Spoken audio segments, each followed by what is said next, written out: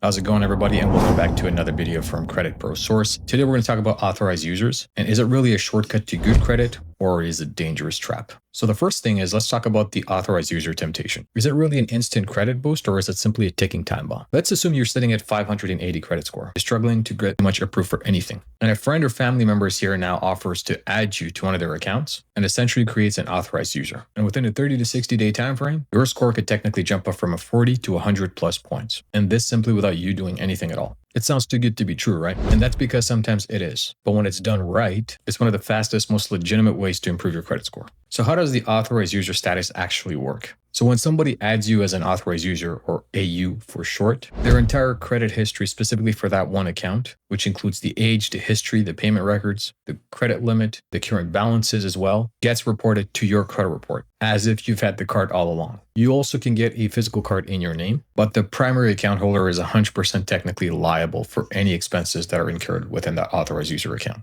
So here's how the credit score boost mechanism works. Here's the magic. If the primary cardholder has had this account for a long time, let's say about 8 years, and then there's a $10,000 limit on it, and the person's only using, say, $500, that's essentially a 5% utilization. Your credit suddenly will show if they add you as an authorized user, having a $10,000 limit with an 8-year history with 5% utilization. And this will instantly improve your credit rating. Because remember, we talked about the average age of accounts, which is 30%, and the payment history being 35%. So here are the real potential results based on typical score impact timeline. Let's assume in weeks 1 to 2, the card is added, so you become an authorized user. Remember, not all authorized users will report immediately. For example, American Express, Chase, Citibank, Capital One, they do automatically. And some smaller banks might not. And let's assume around weeks 3 to 6, the account will appear on your credit report. Now, within that 60-day timeline, your score will increase anywhere between 20 to 120 points. And that all depends on the starting profile that you already had. For example, somebody with really thin credit, let's say only 1 to 2 accounts, will see a significantly bigger jump than somebody who already has 10 credit accounts in their profile. So what type of individual will benefit most from having authorized user accounts? So I would say people who are just new at credit. So credit newbies with literally no history, like college students, recent immigrants, young adults, essentially people who are trying to also rebuild their credit after bankruptcy or who have collections in their accounts. And those with a thin file who typically have 1 to 2 accounts on their credit profile. But if you already have 5+ accounts, have a 700 and plus credit score, authorized users might add absolutely zero to minimal effort. Truthfully. So if the authorized user account is issuing a card to you, the primary account holder will carry risk because you're essentially the one that's borrowing and he's the guarantor. Primary card holders need to understand you are legally responsible for every charge that the authorized user account makes, even if they promise to pay you back. So if, for example, the authorized user maxes out the credit card on a $5,000 debt, you will owe that $5,000 debt. And if they don't pay, you as a primary card holder will be held liable. And it'll absolutely affect the way your credit score is calculated as well. And it's the truth that collections will also come after you on a personal level. This isn't a partnership. It's you extending your credit to some other individual as an authorized user so that they can access your creditworthiness as a collateral. But again, the strategy here is not to add somebody to offer them a credit card. It's rather to leverage the credit history and transfer it to them. I'm going to take a quick pause here and to invite you guys over to the school community that we've created, that we do weekly Q&A calls for absolutely free. Feel free to join and we'll look forward to seeing you on the other side. So what about the authorized user? Do they have a risk? Essentially being a passenger on somebody else's ship.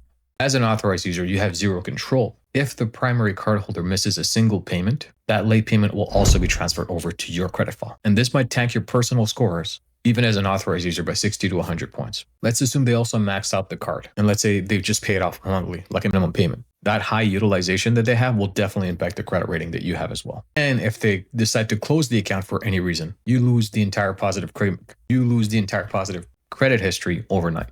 Yeah, you're basically completely at their mercy. So that's what we call a relationship minefield. It's money plus trust equals volatility. See, the problem is most authorized user arrangements involve family members, friends, people we trust. And unfortunately, money has destroyed countless relationships. So what happens with the authorized user? Let's say if they rack up $3,000 and for some reason they are unable to pay it back. Essentially, the primary cardholder will get mad, remove the person, essentially basically removing the credit history that they have. So what if it becomes an issue further than that and leads to financial retaliation and perhaps even a divorce for preceding AU charges that are accumulated on the accounts? So you got to be really careful when you're mixing personal relationship with these matters when it comes to authorized users. So here's a couple of best practices. The first one is only join accounts that have pristine records. People who have 100% payment history because even one 30-day late will definitely hurt you. And you want to make sure that they at least have 2 years of age. And of course, the older the account, the better. You want to make sure that the utilization is completely below 30% at all times. And we talked about this. The best practice here is between 7 to 10% max. And you want to make sure that they have at least a limit of anywhere between $2,000 to $5,000 to get the maximum impact. And if anything, you want to also make sure that they have literally no derogatory payment history or any derogatory items on their credit reports as well. Second type of best practice is you got to set crystal clear financial boundaries. You must have an explicit conversation before you get the permission to become added as an authorized user. And if you're a primary card holder, the same conversations goes the other way. Define also if they're going to get a card or simply borrow the credit history without issuing the card. And if you do obtain the card, you keep it to yourself as a primary card holder.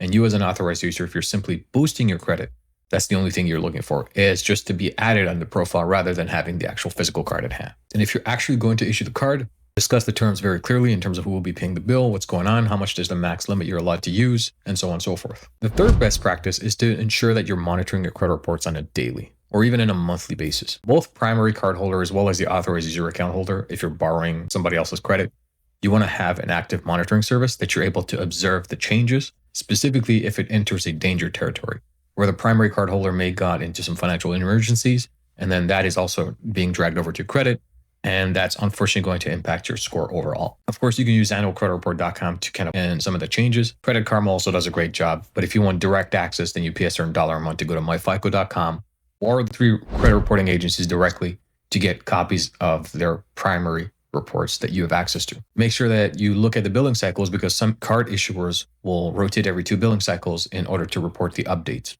So as long as you can catch the issues, if there are any early on, it will save you a lot of time, hurt, and frustration. So let's say you, as an authorized user, see that the primary card holder is going through a financial emergency, something's not adding up, and is drastically negatively impacting your credit. What is the exit strategy? How do you remove yourself as an authorized user? It's very simple.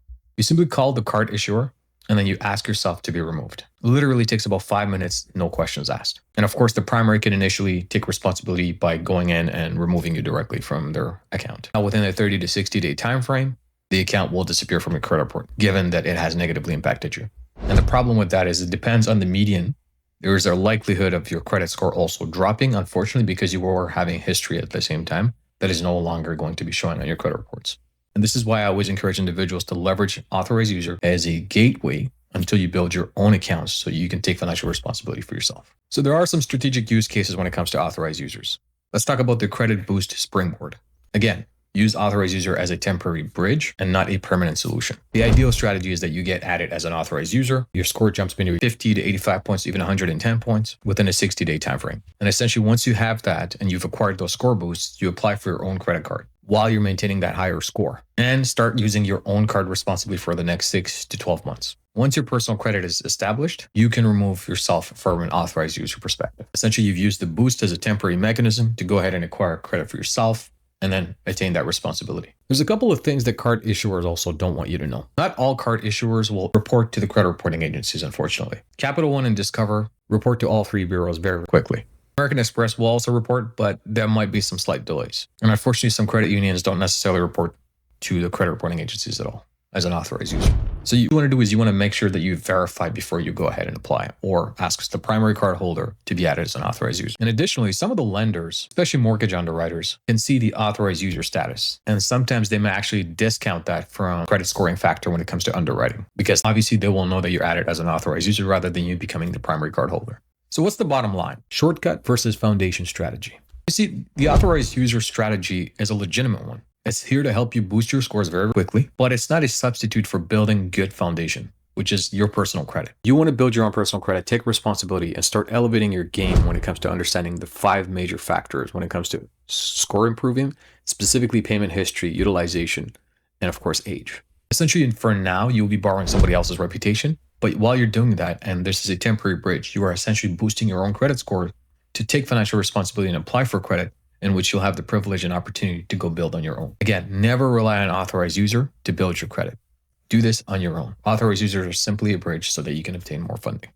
I hope this video made sense to you guys. I hope that this information was helpful. Some of the ins and outs, some of the pros and cons, and of course, what you need to do in order to make sure that you're elevating your credit. And with that said, I'll see you guys on the next one. Bye for now.